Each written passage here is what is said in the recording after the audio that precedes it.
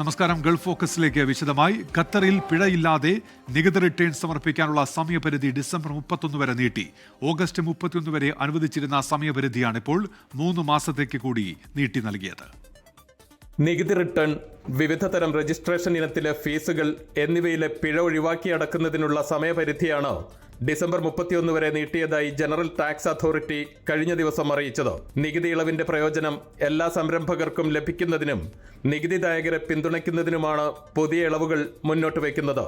പുതിയ പദ്ധതിയോടുള്ള ജനങ്ങളുടെ താൽപര്യം കൂടി കണക്കിലെടുത്താണ് സമയപരിധി നീട്ടിയതെന്ന് ജനറൽ ടാക്സ് അതോറിറ്റി അറിയിച്ചു. നികുതി അടയ്ക്കുന്നതിലെ സുതാര്യത ഉറപ്പാക്കുന്നതിനും കാര്യക്ഷമതയുള്ള നികുതി സംസ്കാരം വളർത്തിയെടുക്കുന്നതിനും വേണ്ട പിന്തുണയും സേവനങ്ങളും ടാക്സ് അതോറിറ്റി നൽകി വരുന്നുണ്ട്.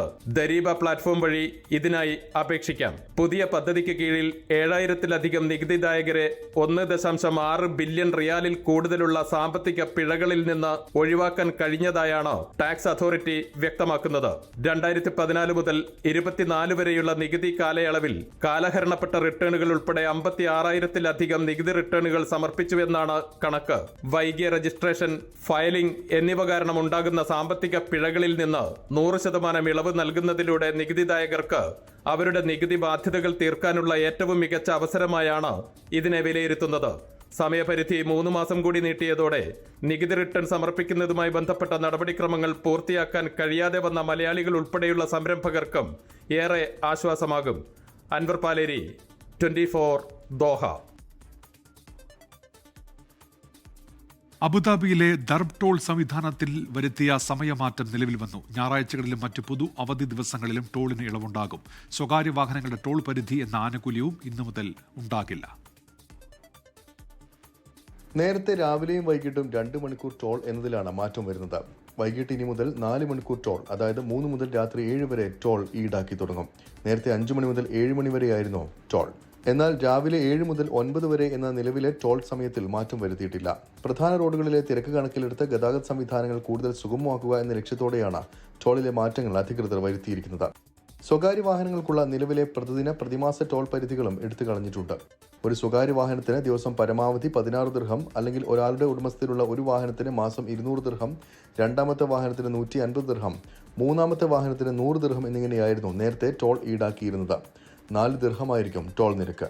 അതേസമയം ഞായറാഴ്ചകളിലും ഔദ്യോഗിക പൊതു അവധി ദിനങ്ങളിലും ഒപ്പം വികലാംഗർ, വിരമിച്ചവർ, മുതിർന്ന പൗരന്മാർ തുടങ്ങിയവർക്കും ടോൾ ഈടാക്കില്ല എന്ന് ഇന്റഗ്രേറ്റഡ് ട്രാൻസ്പോർട്ട് സെന്റർ വ്യക്തമാക്കി. 24 ദുബായ്. ഷോപ്പിംഗ് മാളുകളെ മാരത്തൺ ട്രാക്കുകളാക്കി മാറ്റിയ വ്യത്യസ്തമായ പരിപാടിയായ മാളത്തൂണിന് ലോക റെക്കോർഡ്. 1 മാസം നീണ്ടുനിന്ന പരിപാടി ഇന്നലെയാണ് അവസാനിച്ചത്. ദുബായ് കിരീടാവകാശിയാണ് പദ്ധതി പ്രഖ്യാപിച്ചത്.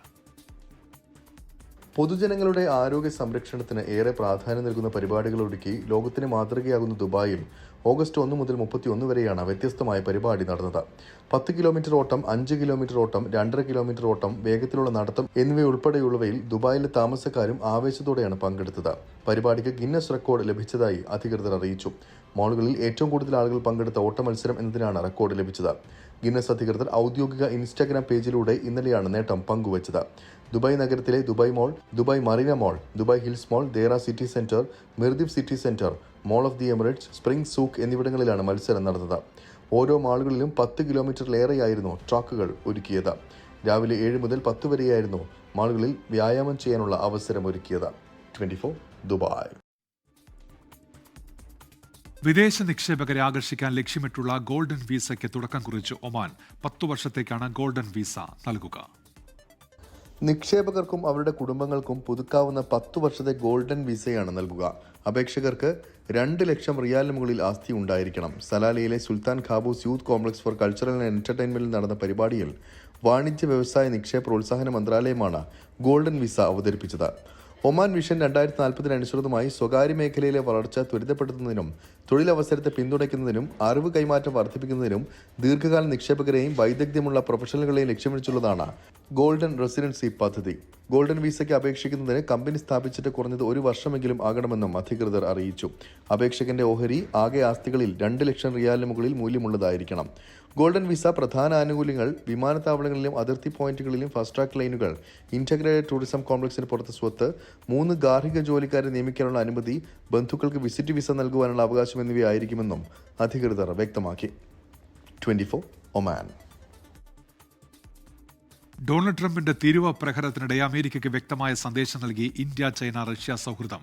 ഷാങ്ഹായ് ഉച്ചകോടിക്ക് മുൻപായി റഷ്യൻ പ്രസിഡന്റ് വ്ളാദിമിർ പുടിനും ചൈനീസ് പ്രസിഡന്റ് ഷീ ജിൻപിങ്ങും നരേന്ദ്രമോദിയും ചർച്ച നടത്തി. പുടിനുമായുള്ള ഉഭയകക്ഷി ചർച്ചയിൽ യുക്രൈൻ യുദ്ധം അവസാനിപ്പിക്കാനുള്ള നടപടികൾ വേഗത്തിലാക്കണമെന്ന് പ്രധാനമന്ത്രി ആവശ്യപ്പെട്ടു. ഏഷ്യയിലെ വൻശക്തികൾ തമ്മിൽ പുതിയ സൗഹൃദം രൂപപ്പെടുന്നതിന്റെ സൂചനയാണ് ഷാങ്ഹായ് സഹകരണ ഉച്ചകോടിക്കിടെ ടിയാൻജിനിൽ കണ്ടത്. ഉച്ചകോടി വേദിയിൽ പ്രധാനമന്ത്രി മോദി എത്തിയത് വ്ളാഡിമിർ പുടിനൊപ്പം. പാക് പ്രധാനമന്ത്രി ഷെഹബാസ് ഷെരീഫിനെ അവഗണിച്ച് ഇരുവരും നടന്നു നീങ്ങുന്നതും ഷെഹബാസ് ഷെരീഫ് നോക്കി നിൽക്കുന്നതുമായ ദൃശ്യങ്ങൾ അന്താരാഷ്ട്ര തലത്തിൽ തന്നെ ചർച്ച ചെയ്യപ്പെട്ടു. ഫോട്ടോ സെഷന് മുമ്പായി റഷ്യൻ പ്രസിഡന്റ് വ്ളാഡിമിർ പുടിനും ചൈനീസ് പ്രസിഡന്റ് ഷീ ജിൻപിങ്ങും നരേന്ദ്രമോദിയും തമ്മിൽ ഹ്രസ്വ ചർച്ച നടത്തി. മൂവരുടെയും ചിത്രങ്ങൾ മോദി എക്സിൽ പങ്കുവച്ചു. ഉദ്ഘാടന സമ്മേളനത്തിന് ശേഷം ഉഭയകക്ഷി ചർച്ചകൾക്കായി മോദിയും പുടിനും ഒരേ കാറിലാണ് യാത്ര തിരിച്ചത്. പുടിനുമായി 50 മിനിറ്റോളം നീണ്ട ഉഭയകക്ഷി ചർച്ചയിൽ സാമ്പത്തിക ഊർജ്ജ മേഖലകളിലെ ഉഭയകക്ഷി സഹകരണം ചർച്ചയായി. യുക്രൈനിലെ സംഘർഷം പരിഹരിക്കുന്നതിന് സ്വീകരിച്ച നടപടികളിൽ പിന്തുണ അറിയിച്ച പ്രധാനമന്ത്രി മോദി സംഘർഷം അവസാനിപ്പിക്കുന്ന നടപടികൾ വേഗത്തിലാക്കണമെന്ന് ആവശ്യപ്പെട്ടു. ഈ വർഷം അവസാനം നടക്കുന്ന 23ാമത് വാർഷിക ഉച്ചകോടിക്കായി മോദി പുടിനെ ക്ഷണിച്ചതായും വിദേശകാര്യ മന്ത്രാലയം അറിയിച്ചു. 24 ഡൽഹി. ഇന്ത്യയും റഷ്യയും ചൈനയും അടങ്ങുന്ന ഷാങ്ഹായ് കൗൺസിലിൽ ഇന്ത്യൻ നയതന്ത്ര വിജയം. ഭീകരതയ്ക്കെതിരായ ഇന്ത്യൻ നിലപാടിന് ഷാങ്ഹായ് കൗൺസിൽ അംഗീകാരം നൽകി. പഹൽഗാം ഭീകരാക്രമണത്തെ ടിയാൻജിൻ പ്രഖ്യാപനം അപലപിച്ചു. ഭീകരതയെ പിന്തുണയ്ക്കുന്ന പാകിസ്ഥാന് ആമുഖ പ്രസംഗത്തിൽ പ്രധാനമന്ത്രി നരേന്ദ്രമോദി മുന്നറിയിപ്പ് നൽകി. ഭീകരവാദം പ്രാദേശിക സമാധാനത്തിന് ഏറ്റവും വലിയ ഭീഷണി. ഭീകരതയോട് വിട്ടുവീഴ്ചയില്ലാത്ത സമീപനം സ്വീകരിക്കണമെന്നും ടിയാൻജിനിലെ ഷാങ്ഹായ് സഹകരണ ഉച്ചകോടിയുടെ ഉദ്ഘാടന സമ്മേളനത്തിൽ പ്രധാനമന്ത്രി നരേന്ദ്രമോദി. മാനുഷികതയ്ക്കെതിരായ ആക്രമണമാണ് പഹൽഗാമിൽ നടന്നതെന്ന് പറഞ്ഞ മോദി പാക് പ്രധാനമന്ത്രി ഷെഹബാസ് ഷെരീഫിന്റെ സാന്നിധ്യത്തിൽ ചില രാജ്യങ്ങൾ ഭീകരവാദത്തെ പരസ്യമായി പിന്തുണയ്ക്കുന്നുവെന്ന് വിമർശിച്ചു.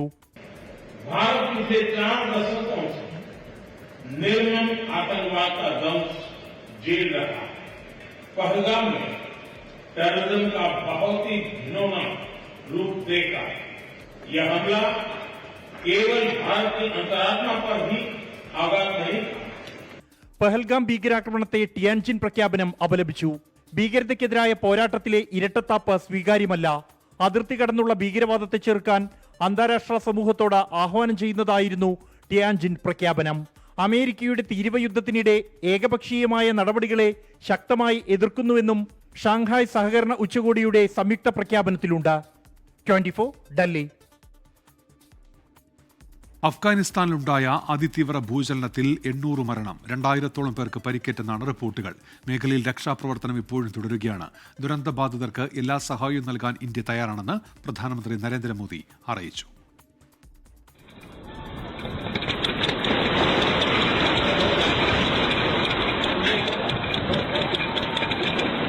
ഞായറാഴ്ച രാത്രിയോടുണ്ടായ ഭൂചലനത്തിൽ കനത്ത നാശനഷ്ടമാണ് ഉണ്ടായിരിക്കുന്നത്. നംഗഹർ പ്രവിശ്യയിലെ ജലാലാബാദിനടുത്ത് 8 കിലോമീറ്റർ ആഴത്തിലാണ് ഭൂകമ്പത്തിന്റെ പ്രഭവ കേന്ദ്രം. റിക്ടർ സ്കെയിലിൽ 6 തീവ്രത രേഖപ്പെടുത്തിയ ഭൂചലനത്തിന് ശേഷം 13 തുടർചലനങ്ങൾ ഉണ്ടായതായും റിപ്പോർട്ടുണ്ട്. ചില ഗ്രാമങ്ങൾ പൂർണ്ണമായും നശിച്ചു. കുനാർ പ്രവിശ്യയിലാണ് ഏറ്റവും കൂടുതൽ നാശനഷ്ടമുണ്ടായിരിക്കുന്നത്. നൂർഗാൽ, സാവ്കി, വാഡ്പൂർ, മനോഗി തുടങ്ങിയ മേഖലകളിൽ കനത്ത നാശനഷ്ടമുണ്ടായി. ഇന്ത്യയിലും പാകിസ്ഥാനിലും ഭൂചലനത്തിന്റെ പ്രകമ്പനം അനുഭവപ്പെട്ടു. ദുരിതബാധിതർക്ക് എല്ലാ സഹായവും നൽകാൻ ഇന്ത്യ തയ്യാറാണെന്ന് പ്രധാനമന്ത്രി നരേന്ദ്രമോദി അറിയിച്ചു. അടിയന്തര സഹായം എത്തിക്കാൻ വിദഗ്ധ സംഘം സ്ഥലത്തുണ്ടെന്ന് UN അറിയിച്ചു. 2022-ലുണ്ടായ ഭൂചലനത്തിൽ 1000-ലധികം പേരാണ് മരിച്ചത്. 2023-ൽ പടിഞ്ഞാറൻ അഫ്ഗാനിസ്ഥാനിലുണ്ടായ ഭൂചലനത്തിൽ 4000-ലധികം പേർക്കാണ് ജീവൻ നഷ്ടമായത്. ഇന്ത്യൻ യൂറേഷ്യൻ ടെക്ടോണിക് പ്ലേറ്റുകളുടെ നിരന്തരമായ കൂട്ടിയുടെ ഫലമായാണ് മേഖലയിൽ നിരന്തര ഭൂചലനങ്ങൾ ഉണ്ടാകുന്നത്. International desk 24. പടിഞ്ഞാറൻ ആഫ്രിക്കൻ രാജ്യമായ സിറാലിയോണിലെ മലയാളി കൂട്ടായ്മ സിൽമയുടെ നേതൃത്വത്തിൽ ഓണാഘോഷവും സാംസ്കാരിക സമ്മേളനവും സംഘടിപ്പിച്ചു. സിൽമ പ്രസിഡന്റ് ജയ്കുമാർ ഉദ്ഘാടനം ചെയ്തു. ഇന്ത്യൻ ഹൈക്കമ്മീഷണർ വൈഷ്ണവ് ചരൺ പ്രഥമൻ മുഖ്യാതിഥിയായിരുന്നു. സിൽമാംഗങ്ങളുടെ കലാപ്രകടനങ്ങളും സംഗീത വിരുന്നും ഓണാഘോഷത്തോട് അനുബന്ധിച്ച് നടന്നു. ഓണാഘോഷത്തിനെതിരായ പരാമർശത്തിൽ അധ്യാപികയ്ക്കെതിരെ കേസെടുത്തതിനെ വിമർശിച്ച് ദക്ഷിണ കേരള ജമിയത്തുൽ ഉലമ രാഷ്ട്രീയ പാർട്ടിയുടെ വോട്ട് ബാങ്കായി തങ്ങൾ മാറില്ലെന്ന് സംസ്ഥാന സെക്രട്ടറി CA മൂസ മൗലവി ജിദ്ദയിൽ പറഞ്ഞു. രാഷ്ട്രീയമായ അടിമത്വത്തിന് അതീതമായ നിലപാടാണ് തങ്ങൾ സ്വീകരിക്കുന്നതെന്ന് ദക്ഷിണ കേരള ജംഇയ്യത്തുൽ ഉലമ സംസ്ഥാന സെക്രട്ടറി CA മൂസ മൗലവി പറഞ്ഞു. ഏതെങ്കിലും രാഷ്ട്രീയ പാർട്ടിയുടെ വോട്ട് ബാങ്കായി തങ്ങൾ മാറില്ല. വിഭാഗീയതയില്ലാതെ എല്ലാവരെയും ചേർത്ത് നിർത്തുന്ന നിലപാടാണ് സംഘടനയ്ക്കുള്ളത്. ഓണാഘോഷത്തിനെതിരായ പരാമർശം നടത്തിയതിന് അധ്യാപികയ്ക്കെതിരെ കേസെടുത്തത് വിവേചനമാണ്. എല്ലാവർക്കും തുല്യനീതി ഉറപ്പാക്കാൻ സർക്കാർ തയ്യാറാകണമെന്നും അദ്ദേഹം ജിദ്ദയിൽ പറഞ്ഞു. ഓണാഘോഷത്തിന്റെ ടീച്ചർക്കെതിരെ ആ കാര്യത്തില് സർക്കാർ വിവേചനങ്ങൾ ഒഴിവാക്കണം എന്നുള്ളതാണ് ദക്ഷിണാമത്തിലുമായിട്ട് ഒരു നിലപാട്. സർക്കാർ വിവേചനങ്ങൾ ഒഴിവാക്കണം. അതായത് NSSന്റെ ഒരു കോളേജിൽ സമാനമായിട്ട് വേറൊരു സംഭവം ഇതുപോലെ ഉണ്ടായിട്ടുണ്ട്. നിങ്ങൾക്ക് ശക്തമായിട്ട് അറിയും. ഇത്തരം ഘട്ടങ്ങളിൽ തെറ്റിനെ തെറ്റായ നിലയ്ക്ക് സമീപിക്കാൻ ഏതൊരു സർക്കാരിനും അധികാരമുണ്ട്. പക്ഷെ അവിടെ ഒരു മുസ്ലിംകൾ അല്ലാത്തവർ എന്ന വിവേചനം ഉണ്ടാകുന്നു എന്ന ഒരു പരാതിയും പ്രതിഷേധവും ദക്ഷിണാമത്തിലുമൊക്കെ ഉണ്ടാക്കാര്യത്തിൽ. തെക്കൻ കേരളത്തിലെ പ്രമുഖ സുന്നി സംഘടനയായ ദക്ഷിണ കേരള ജംഇയ്യത്തുൽ ഉലമയുടെ 70ാം വാർഷികം ഒരു വർഷം നീണ്ടു നിൽക്കുന്ന ബഹുമുഖ പരിപാടികളോടെ ആചരിക്കുമെന്നും മൂസ മൗലവി പറഞ്ഞു. 2026 ജനുവരി 19 കൊല്ലം ആശ്രമ മൈതാനിയിലാണ് ഉദ്ഘാടന ചടങ്ങ്. സംഘടനയുടെ പോഷക ഘടകമായ ദക്ഷിണ കേരള ഇസ്ലാമിക് കൾച്ചറൽ സെന്ററിന്റെ ആഭിമുഖ്യത്തിൽ വിദേശ രാജ്യങ്ങളിൽ മീലാദ് ക്യാമ്പയിനും 2ാം വാർഷികവും ആഘോഷിക്കുമെന്നും അദ്ദേഹം പറഞ്ഞു. DKICC global president Sharafuddin Baqavi Chungappara, Jeddah chapter president Sayyid Muhammad Kashifi, Kuwait national committee president Abdul Kalam Moulavi തുടങ്ങിയവർ വാർത്താ സമ്മേളനത്തിൽ പങ്കെടുത്തു. ജലീൽ കണമകലം, 24 ജിദ്ദ. അമേരിക്കയിൽ അധ്യാപികയായ അശ്വതി മറിയം മാത്യുവിന്റെ മണ്ണിലലിഞ്ഞ നദിയുടെ വിത്തുകൾ എന്ന പുസ്തകത്തിന്റെ റിലീസ് ഈ മാസം 3-ന്. ഇന്ത്യൻ സമയം വൈകിട്ട് 5 മണിക്ക് കവർ ചിത്രം സമൂഹ മാധ്യമങ്ങളിൽ പങ്കുവച്ച് സാംസ്കാരിക നായകരും അശ്വതിയുടെ സുഹൃത്തുക്കളും ചേർന്ന് പുസ്തകം പ്രകാശനം ചെയ്യും. ഫ്ലോറിഡ മയാമിയിൽ സ്ഥിരതാമസമാക്കിയ അശ്വതി കൊല്ലം സ്വദേശിനിയാണ്. ജീവിതത്തിൽ ഉണ്ടാകുന്ന വിവിധ സംഭവങ്ങളിൽ നിന്ന് ജനിക്കുന്ന വികാരങ്ങളുടെയും അനുഭവങ്ങളുടെയും പ്രതിഫലനമാണ് പുസ്തകത്തിന്റെ ഇതിവൃത്തം. ലോഗോ ബുക്സാണ് പ്രസാധകർ. ആമസോണാണ് ഓൺലൈൻ വിതരണക്കാർ.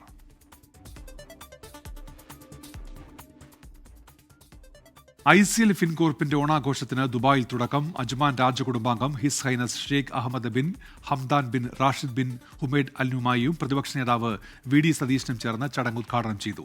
ICL ഫിൻകോർപ്പ് ചെയർമാനും MDയുമായ advocate KG Anilkumar, whole time ഡയറക്ടറും CEOയുമായ ഉമ അനിൽകുമാർ, ചലച്ചിത്ര താരം Jayaraj Warrier, John Brittas MP, Amaljith A Menon തുടങ്ങിയവർ പങ്കെടുത്തു.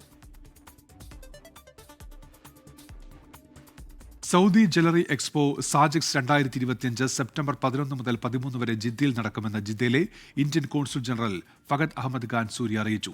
ജിദ്ദ സൂപ്പർ ഡോമിൽ നടക്കുന്ന പ്രദർശനത്തിൽ ഇന്ത്യ ഉൾപ്പെടെയുള്ള രാജ്യങ്ങളിൽ നിന്നും 200ഓളം പ്രദർശകർ പങ്കെടുക്കും. ജെംസ് ആൻഡ് എക്സ്പോർട്ട് പ്രൊമോഷൻ കൌൺസിലുമായി സഹകരിച്ചാണ് ബിസിനസ് ടു ബിസിനസ് എക്സിബിഷൻ സംഘടിപ്പിക്കുന്നത്. ആഭരണങ്ങളുടെ അപൂർവ ശേഖരവുമായി ആഭരണ നിർമ്മാതാക്കളും വിതരണക്കാരുമാണ് പ്രധാനമായും പ്രദർശനത്തിൽ പങ്കെടുക്കുന്നത്. സെപ്റ്റംബർ 11-ന് ഗ്ലോബൽ ജ്വല്ലറി ഇൻവെസ്റ്റ്മെന്റ് ഫോറവും ഉണ്ടാകും. ഇന്ത്യയും സൗദിയും തമ്മിലുള്ള വ്യാപാര ബന്ധം മെച്ചപ്പെടുത്തുക കൂടി പ്രദർശനത്തിന്റെ ലക്ഷ്യമാണെന്നും കോൺസൽ ജനറൽ പറഞ്ഞു. പട്ടാമ്പി കൊപ്പം സ്വദേശി ഹൃദയാഘാതത്തെ തുടർന്ന് ഖത്തറിൽ നിര്യാതനായി. കൊപ്പം മണ്ണങ്കോട് മുണ്ടക്കാട്ടുതൊടി ഹംസ ഹാജിയുടെ മകൻ അബ്ദുൾ ജബ്ബാറാണ് മരിച്ചത്. ദോഹയിൽ ബ്രേക്ക് ഡൌൺ സർവീസ് മേഖലയിൽ ജോലി ചെയ്തു വരികയായിരുന്നു. 20 വർഷമായി ഖത്തറിലാണ്.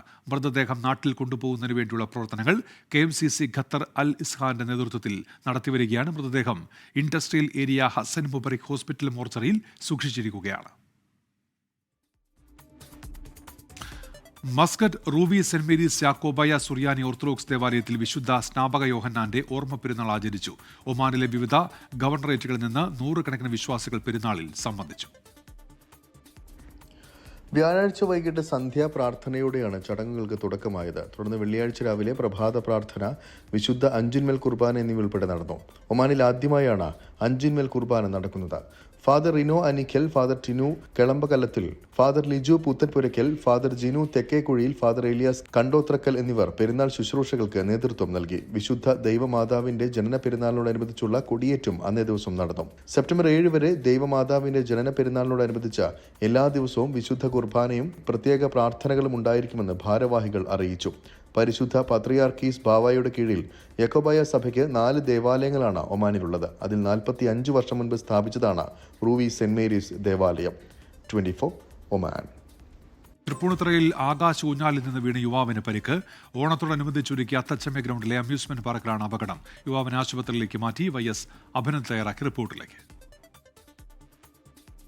ആഘോഷത്തിന്റെ ഭാഗമായി സജ്ജീകരിച്ച പ്രത്യേകം അമ്യൂസ്മെന്റ് പാർക്കാണ്. അവിടെ നിന്നാണ് ഇന്നലെ രാത്രി 10 മണിയോടുകൂടി യുവാവിന് പരിക്കേറ്റത്. തൃപ്പൂണിത്തുറ സ്വദേശി വിഷ്ണു 34-കാരനാണ് പരിക്കേറ്റത്. പരിക്കേറ്റ വിഷ്ണുവിനെ ഇപ്പോൾ കൊച്ചി വൈറ്റില വെൽകെയർ ഹോസ്പിറ്റൽ ആശുപത്രിയിൽ പ്രവേശിപ്പിച്ചിരിക്കുകയാണ്. ഇന്ന് രാത്രി 10 മണിയോടുകൂടി സുഹൃത്തുക്കൾക്കൊപ്പമായിരുന്നു ഇവിടേക്ക് എത്തിയത്. ഈ റൈഡിന് ശേഷം റൈഡ് പൂർത്തീകരിക്കുന്ന ആ വേളയിലാണ് പരിക്കേറ്റത്. ഈ നമുക്ക് ദൃശ്യങ്ങളിൽ നിന്ന് കാണുന്നത് പോലെ ഇവിടെ നിന്ന് റൈഡ് പൂർത്തീകരിക്കുന്നതിന് മുമ്പ് തന്നെ വിഷ്ണു എടുത്തു ചാടി എന്നാണ് തൃപ്പൂണിത്തുറ നഗരസഭ ചെയർപേഴ്സൺ അടക്കം വ്യക്തമാക്കുന്നത്.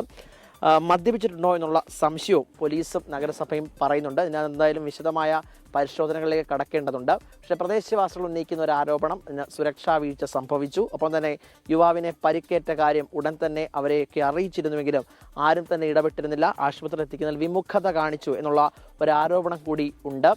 ഈ ദൃശ്യങ്ങളിൽ നിന്ന് നമുക്ക് വ്യക്തമാണ് ചെറിയ ഒരു സുരക്ഷാ വീഴ്ചയുണ്ട്. കാര്യം ഈ ഒരു വിടവ് നമുക്ക് ദൃശ്യങ്ങളിൽ കാണാൻ സാധിക്കും. ഇവിടെ നിന്ന് ഇറങ്ങുമ്പോൾ ഇവിടെ ഒരു ക്രോസ് ഓവർ ഉണ്ട്. ആ ക്രോസ് ഓവർ സജ്ജീകരിച്ചിട്ടില്ല എന്നുള്ളൊരു പ്രശ്നമാണ് പ്രദേശവാസികൾ പറയുന്നത്. പക്ഷേ സുരക്ഷാ വീഴ്ച ഒന്നും ഇല്ല എന്ന് തന്നെയാണ് തൃപ്പൂണിത്തുറ നഗരസഭാ ചെയർപേഴ്സൺ രമാ സന്തോഷ് 24-നോട് പറഞ്ഞത്. ഉടൻ തന്നെ ആശുപത്രിയിൽ എത്തിക്കുവാനായിട്ടുള്ള എല്ലാ ക്രമീകരണങ്ങളും ഇവിടെ ഏർപ്പെടുത്തിയിട്ടുണ്ടെന്നും നഗരസഭ പറയുന്നു. പോലീസും അങ്ങനെ തന്നെയാണ് വ്യക്തമാക്കുന്നത്. പക്ഷേ ദൃക്സാക്ഷികളും കൂടെ ഉണ്ടായിരുന്നവരും അത് നഗരസഭയുടെ വീഴ്ചയാണ് എന്നുകൂടി പറയുന്നുണ്ട്. എന്തായാലും വിശദമായ പരിശോധനകൾ നടക്കേണ്ടതുണ്ട്. ആശുപത്രിയിൽ ഇപ്പോൾ തുടരുകയാണ് വിഷ്ണു. മറ്റ് ചികിത്സാ സംബന്ധമായ കാര്യങ്ങളുടെയൊക്കെ അപ്ഡേറ്റുകൾ പുറത്ത് വരുന്നതേ ഉള്ളൂ. എന്തായാലും സുരക്ഷാ വീഴ്ച ഉണ്ടെങ്കിൽ അത് പരിശോധിക്കുമെന്നുള്ള ഉറപ്പ് കൂടി നഗരസഭ പറയുന്നുണ്ട്. കൊച്ചിയിൽ നിന്ന് മാഹിൻ ജാഫറിനൊപ്പം YS അഭിനന്ദ്, 24. ശബരിമല യുവതീ പ്രവേശനത്തെ അനുകൂലിച്ച മുൻ നിലപാടിൽ നിന്ന് പിന്മാറാൻ ദേവസ്വം ബോർഡ്. സുപ്രീംകോടതി നൽകിയ സത്യവാങ്മൂലം തിരുത്തുന്നത് നിയമവിദഗ്ധരുമായി ആലോചിച്ച് തീരുമാനിക്കുമെന്ന് ദേവസ്വം ബോർഡ് പ്രസിഡന്റ് അറിയിച്ചു. ആഗോള അയ്യപ്പ സംഗമത്തിനായി വെർച്വൽ ക്യൂ രജിസ്ട്രേഷൻ ആരംഭിക്കുമെന്നും 500 വിദേശ പ്രതിനിധികളടക്കം 3000 പേരെ പങ്കെടുപ്പിക്കുമെന്നും ദേവസ്വം ബോർഡ് അറിയിച്ചു. ശബരിമലയിലെ യുവതീ പ്രവേശനത്തെ അനുകൂലിച്ച് സുപ്രീം കോടതിയിൽ വാദിച്ച തിരുവിതാംകൂർ ദേവസ്വം ബോർഡ് ആഗോള അയ്യപ്പ ഭക്ത സംഗമം നടത്തും മുമ്പ് നിലപാട് തിരുത്തണമെന്ന് BJP സംസ്ഥാന അധ്യക്ഷൻ രാജീവ് ചന്ദ്രശേഖർ ഉൾപ്പെടെ ആവശ്യപ്പെട്ടിരുന്നു. പിന്നാലെയാണ് ദേവസ്വം ബോർഡ് പ്രസിഡന്റിന്റെ മറുപടി. ശബരിമലയിലെ ആചാരാനുഷ്ഠാനങ്ങൾ എന്താണെന്ന് അറിയാമല്ലോ എല്ലാവർക്കും. ആ ആചാരാനുഷ്ഠാനങ്ങൾ ബഹുമാനപ്പെട്ട സുപ്രീം കോടതിയെ ബോധ്യപ്പെടുത്താൻ പരിശ്രമിക്കും. ഒപ്പം തന്നെ നിയമവിദഗ്ധരുമായി കൂടിയാലോചിച്ച് എന്താണോ ചെയ്യേണ്ടത് അത് ചെയ്യും. അതേസമയം കോൺഗ്രസ് എതിർപ്പ് തുടരുകയാണ്. ഭൂരിപക്ഷ വർഗീയത മുതൽക്കൂട്ടാക്കാനാണ് CPIM ശ്രമമെന്ന് അടൂർ പ്രകാശ്. ഭൂരിപക്ഷ വർഗീയതയെ എങ്ങനെ മുതൽക്കൂട്ടാം എന്ന് ശ്രമിച്ചുകൊണ്ട് അവർ മുമ്പോട്ട് പോകുന്നതിൻ്റെ ഭാഗമായിട്ടാണ് ശബരിമല ഏറ്റെടുത്തിരിക്കുന്നത്. നല്ല കാര്യമാണെങ്കിൽ എതിർക്കേണ്ടെന്ന് മുസ്ലിം ലീഗ്. നമുക്ക് അതന്നെ നമ്മളിപ്പോൾ അതിലൊരു അഭിപ്രായം പറയണ്ടല്ലോ. നല്ല കാര്യം ആണെങ്കിൽ ഗവൺമെൻറ് ആണെന്ന് വിചാരിച്ച് നമ്മൾ വേണ്ടാന്ന് പറയേണ്ട കാര്യമില്ലല്ലോ. അയ്യപ്പ സംഗമത്തിൽ BJPക്ക് വിയോജിപ്പില്ലെന്നും യുവതീ പ്രവേശനത്തിൽ നേരത്തെയുള്ള നിലപാട് മാറ്റിയിട്ടുണ്ടോ എന്ന് മുഖ്യമന്ത്രി വ്യക്തമാക്കണമെന്നും ദേശീയ നിർവാഹക സമിതി അംഗം PK കൃഷ്ണദാസ്. ശബരിമല അയ്യപ്പ ഭക്ത സംഗമത്തെ സംബന്ധിച്ച് ഭാരതീയ ജനതാ പാർട്ടിക്ക് വിയോജിപ്പൊന്നുമില്ല. യുവതീ പ്രവേശനവുമായി ബന്ധപ്പെട്ട് മുൻ നിലപാടിൽ നിന്നും മുഖ്യമന്ത്രിയും സംസ്ഥാന സർക്കാരും ദേവസ്വം ബോർഡും പിൻവാങ്ങിയിട്ടുണ്ടോ? പ്രതിനിധികളെ അയക്കുമെന്ന് NSS വ്യക്തമാക്കി. സംഗമ ദിവസം മാസപൂജയ്ക്കെത്തുന്ന സാധാരണ ഭക്തർക്ക് നിയന്ത്രണമുണ്ടാകും. 24 തിരുവനന്തപുരം. ലൈംഗികാരോപണ കേസിൽ രാഹുൽ മാങ്കൂട്ടത്തിൽ പ്രതിയാണെന്ന് സ്പീക്കറെ അറിയിക്കാൻ ക്രൈംബ്രാഞ്ച്. അടുത്തയാഴ്ച നിയമസഭാ സമ്മേളനം ആരംഭിക്കാനിരിക്കെയാണ് നീക്കം. ഗർഭചിത്ര ശബ്ദരേഖയിലെ യുവതിയെ കണ്ടെത്താൻ മാധ്യമപ്രവർത്തകരിൽ നിന്നും വിവരം ശേഖരിക്കാൻ ക്രൈംബ്രാഞ്ച് തീരുമാനിച്ചു. രാഹുൽ മാങ്കൂട്ടത്തിനെതിരെ നേരിട്ടുള്ള പരാതി ഇതുവരെ ലഭിച്ചിട്ടില്ലെങ്കിലും കേസുമായി മുന്നോട്ടു പോവുകയാണ് അന്വേഷണ സംഘം. നിലവിലെടുത്തിരിക്കുന്ന കേസിന്റെയും FIRന്റെയും വിവരങ്ങൾ സ്പീക്കറുടെ ഓഫീസിന് കൈമാറും. അടുത്തയാഴ്ച തുടങ്ങുന്ന നിയമസഭാ സമ്മേളനത്തിൽ രാഹുൽ മാങ്കൂട്ടത്തിൽ പങ്കെടുക്കുമോ ഇല്ലയോ എന്ന രാഷ്ട്രീയ ചർച്ചകൾക്കിടെയാണ് ക്രൈംബ്രാഞ്ച് നീക്കം. രാഹുലിനെതിരെ പരാതി നൽകിയ അഡ്വക്കേറ്റ് ജിൻഡോ സെബാസ്റ്റ്യന്റെ മൊഴി ക്രൈംബ്രാഞ്ച് രേഖപ്പെടുത്തി. ഞാൻ 21-ാം തീയതിയാണ് പരാതി കൊടുത്തത്. അത് വന്നത് ദൃശ്യമാധ്യമത്തിൽ വന്നൊരു ഓഡിയോ സംഭാഷണം. അതിനുശേഷം അത് സ്ഥിരീകരിക്കുന്ന രീതിയിലാണ് അത് വ്യക്തമായിട്ട് ആ ഒരു ഗർഭചിത്രം നടത്തിയെന്ന രീതിയിൽ വന്ന് അതിനുശേഷം വന്ന് എല്ലാ ദൃശ്യമാധ്യമത്തിലും വന്ന ലിങ്കുകൾ കാര്യങ്ങളുമായി ഒരു 5-6 കൂടി കൊടുത്തിട്ടുണ്ട്. ഗർഭഛിദ്ര ശബ്ദരേഖാ വിവാദത്തിൽ യുവതിയെ പരിചയമുള്ള മാധ്യമപ്രവർത്തകരിൽ നിന്ന് വിവരങ്ങൾ തേടാനും ക്രൈംബ്രാഞ്ച് തീരുമാനിച്ചിട്ടുണ്ട്. 24 തിരുവനന്തപുരം. രാഹുൽ ഗാന്ധിയുടെ വോട്ടർ അധികാർ യാത്രയ്ക്ക് സമാപനം. യാത്രയിലുടനീളം ലഭിച്ച വൻ ജനപിന്തുണയ്ക്ക് നേതാക്കൾ നന്ദി അറിയിച്ചു. ഹൈഡ്രജൻ ബോംബ് വരാനുണ്ടെന്നായിരുന്നു ബിജെപിക്ക് രാഹുൽ ഗാന്ധിയുടെ മുന്നറിയിപ്പ്. വോട്ടുകളിലേക്കും ബീഹാറിലെ വോട്ടർ പട്ടിക പരിഷ്കരണത്തിനുമെതിരെ രാഹുൽ ഗാന്ധി നയിച്ച വോട്ടർ അധികാർ യാത്ര അവസാനിക്കുന്നു.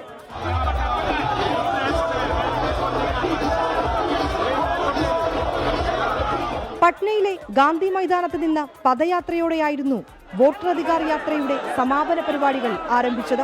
ജാർഖണ്ഡ് മുഖ്യമന്ത്രി Hemant Soren, CPIM general secretary MA Baby, CPI general secretary D Raja തുടങ്ങി ഇന്ത്യ സഖ്യത്തിലെ നേതാക്കൾ പദയാത്രയ്ക്കെത്തി. പട്നയിലെ സമാപനവേദി ഇന്ത്യ സഖ്യത്തിന്റെ ശക്തി പ്രകടനമായി. നേരത്തെ നടത്തിയ വാർത്താ സമ്മേളനം ആറ്റം ബോംബായിരുന്നുവെങ്കിൽ അതിലും വലിയ ഹൈഡ്രജൻ ബോംബ് കൈവശമുണ്ടെന്നും BJP കരുതിയിരിക്കണമെന്നും രാഹുൽ ഗാന്ധി.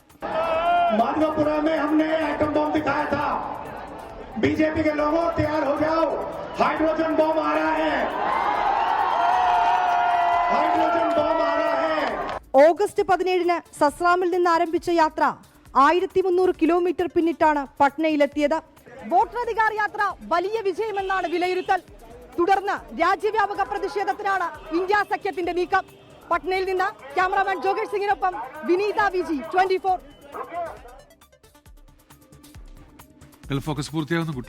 ലോകത്തെവിടെയായാലും ഏത് സമയത്തും 24 വാർത്തകളും ഓഗ്മെന്റഡ് റിയാലിറ്റി പാക്കേജുകളും എക്സ്പ്ലെയിനറുകളും വിശദമായി കാണാൻ ഞങ്ങളുടെ YouTube ചാനൽ നിങ്ങൾക്ക് സബ്സ്ക്രൈബ് ചെയ്യാം.